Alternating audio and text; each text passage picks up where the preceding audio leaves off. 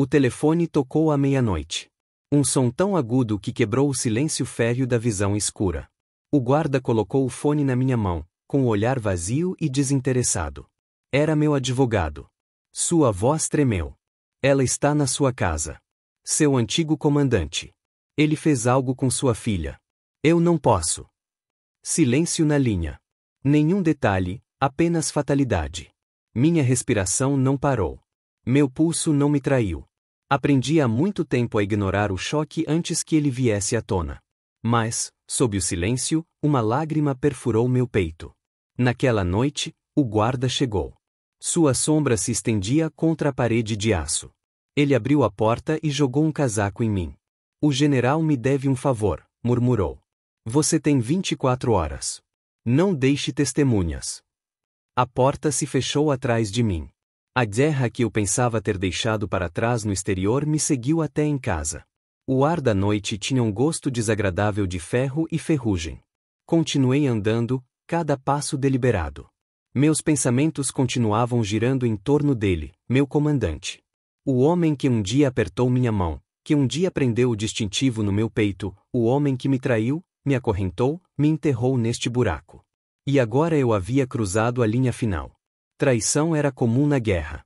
Ordens eram distorcidas, missões sacrificadas. Mas isso tinha acontecido bem no fundo de mim. Era pessoal. Imaginei os olhos da minha filha, claros, confiantes. Então imaginei suas mãos sobre ela, suas mentiras pingando como veneno em seus ouvidos. Por um momento, quase hesitei, quase explodi de raiva, de loucura. Mas me controlei. A raiva era desleixada. A raiva deixava marcas. Eu não podia me dar ao luxo de marcas. Então, repassei tudo em silêncio. O plano, cada passo, cada saída, cada álibi, fria e metodicamente. Porque quando a traição é tão profunda, a vingança não pode gritar.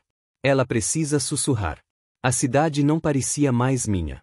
Caminhei por ela como um fantasma, deslizando pelas sombras, meus ouvidos atentos a cada sussurro.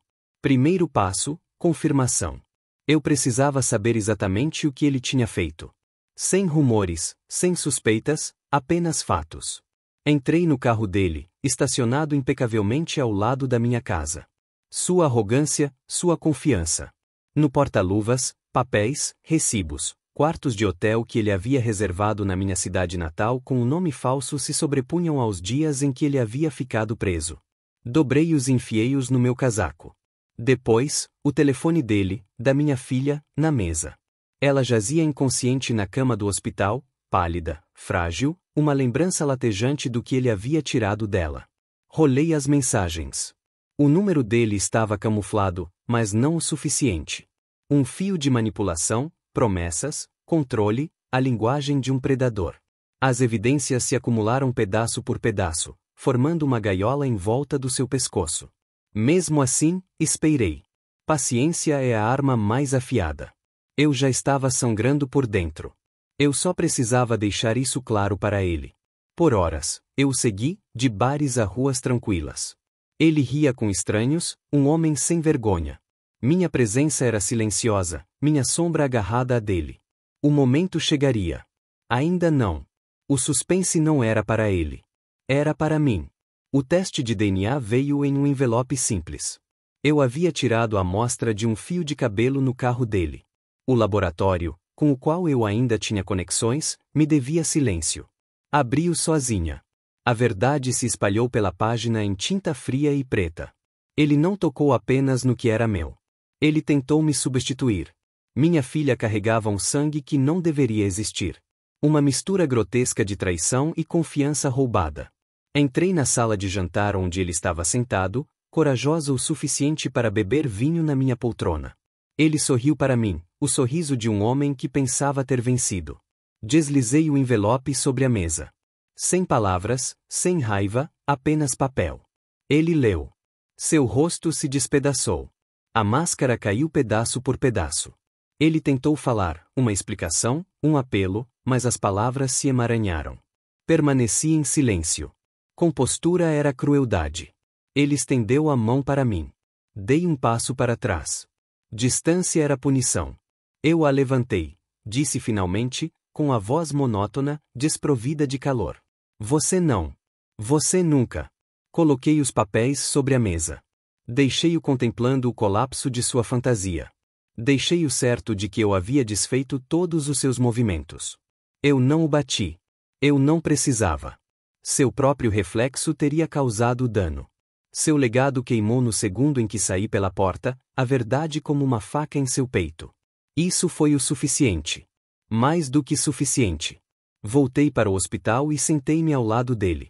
Ele se mexeu ligeiramente, alheio à tempestade que eu havia afogado por ela. Não toquei em sua mão. Não falei. O silêncio era mais seguro. Não havia vitória, não do tipo que se celebra, apenas clareza. Agora ele estava quebrado. Seu rosto jamais escaparia da ruína que eu havia esculpido nele apenas com a verdade. Olhei para ela, minha filha, ainda minha, porque ele nunca a teria. Não de verdade. Quando saí do hospital, eu não era mais um soldado. Eu não era mais um pai, não como antes. Ele era diferente, mais frio, mais astuto, indestrutível. E ele se lembrava disso diariamente. A guerra não tinha acabado. Apenas os campos de batalha haviam mudado. E desta vez, eu escolhia as armas.